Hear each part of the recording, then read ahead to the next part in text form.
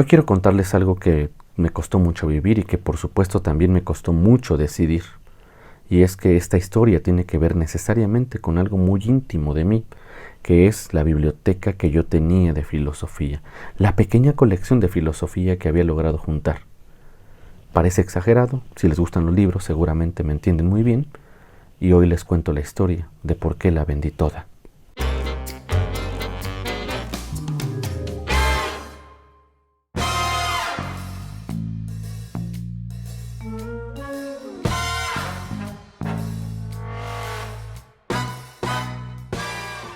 Todos sabemos que los filósofos y a la gente que le gusta leer generalmente suele tener una biblioteca personal con esos libros que le parecen predilectos.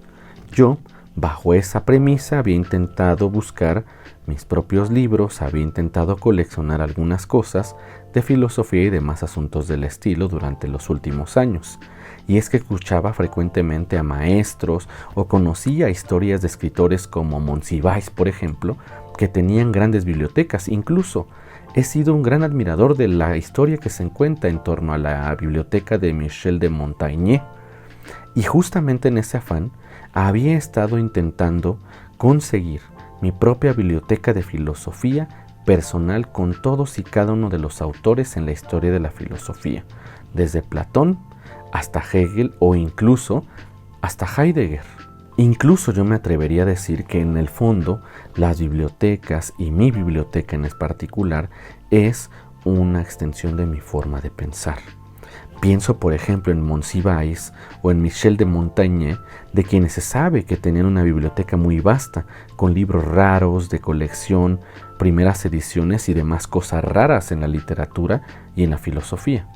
Pues mi biblioteca, de la que yo les estoy hablando, la que vendí, era una parte de esa pequeña biblioteca personal que yo había intentado coleccionar durante ya algunos años. Paréntesis, puedo decirles incluso que si quieren conocer un poco más de un autor, un escritor y un poeta, traten de ver cómo han configurado sus bibliotecas personales. Esta biblioteca de la que les estoy hablando, pequeña biblioteca, era parte de una colección de grandes pensadores de libros de filosofía que había estado saliendo durante un año aproximadamente en los puestos de periódico en la Ciudad de México y que uno tenía que acudir a comprarlo cada semana para que el repartidor de libros no se lo vendiera a alguien más. No solamente esta biblioteca de alguna manera es un símbolo de la persistencia, también estaba muy escasa, por lo que tenerla completa ya de principio le otorgaba un valor un poco especial. 50 tomos de los autores más importantes en la historia de la filosofía estaban incluidos en esa biblioteca. Kant y las obras más importantes, yo que soy fanático de Hegel y sus obras más importantes, algunas un tanto resumidas, Hobbes, que es un libro, el Leviatán, difícil a veces de conseguir, las obras de Aristóteles casi todas, Platón, los diálogos completos y, en general, muy buenos textos filosóficos que podría uno tardarse años en terminarlos todos si es que uno decide estudiarlos a cabalidad. Sin embargo, tengo que confesarles que había veces me quedaba pensando al mirar los libros ahí colocados en el estante si realmente tenía sentido que estuvieran ahí. Evidentemente forman parte de este set, son de alguna manera el espíritu de este canal de filosofía, pero muchas veces, esos libros no eran jamás utilizados para nada. Y es que en realidad, para poder dar mis clases de filosofía en este proyecto de filosofía, lo que yo hacía era trasladar todos los libros a mis dispositivos electrónicos, al iPad o al Kindle. De tal modo que esos libros estaban ahí, pero solamente para ser contemplados.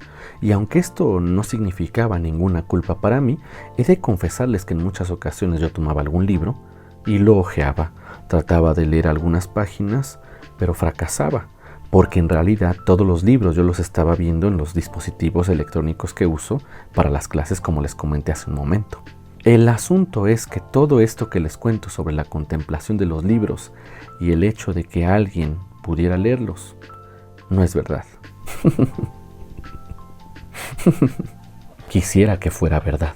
Para ser sincero, esos libros, esas colecciones, en muchas ocasiones pueden constituir un bien algo que puede ser intercambiado por dinero. Y ese es el punto clave, pero también el principio de la tristeza. Me puse a pensar realmente durante varios días, vender los libros o enfrentar el asunto de carácter económico de otra manera. Varias veces lo pensé, varias noches me quedaba mirando antes de apagar las luces de este lugar en la colección. Incluso varias veces pensé, podría vender algunos tomos sí y otros no, para ver quién los quiere, o subastarlos. El asunto es que todas y cada una de las opciones que pensé parecían un tanto más complejas e incluso más difíciles a futuro si vendía por partes la colección. Así que entonces, para resolver el asunto económico, decidí venderla por completo. Era lo mejor, lo más benéfico, ¿o no? Este asunto no está libre de reflexiones realmente, reflexiones profundamente filosóficas, sobre todo porque cuando uno toma una decisión al margen del dinero, suele tal vez sentirse culpable o fracasado, pero nada de eso. Eso no es cierto, es solo una necesidad. Los libros son un bien y en algún momento los bienes pueden servir para solucionar problemas. Es raro alguien que les diga que los libros son bienes, pero yo estoy plenamente convencido de que así es. Y por otro lado, el peso que la biblioteca de filosofía podría tener para mí implicaba un reto en el ámbito del estoicismo.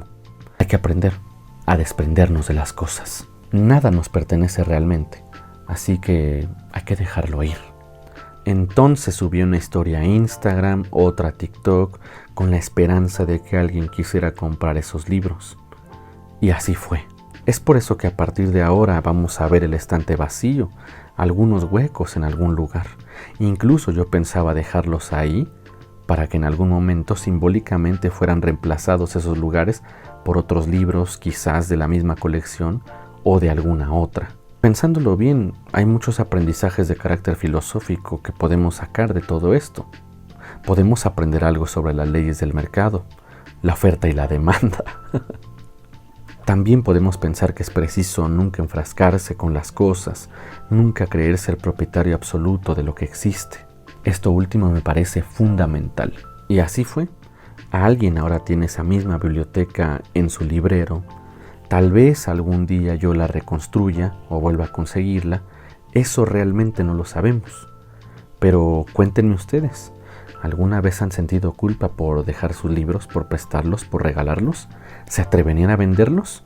¿O no jugarían este juego si es que la necesidad se impusiera ante ustedes? Escriban en los comentarios. Siempre es preciso pensar filosóficamente, vivir filosóficamente, para afrontar incluso los problemas más cotidianos. Adiós.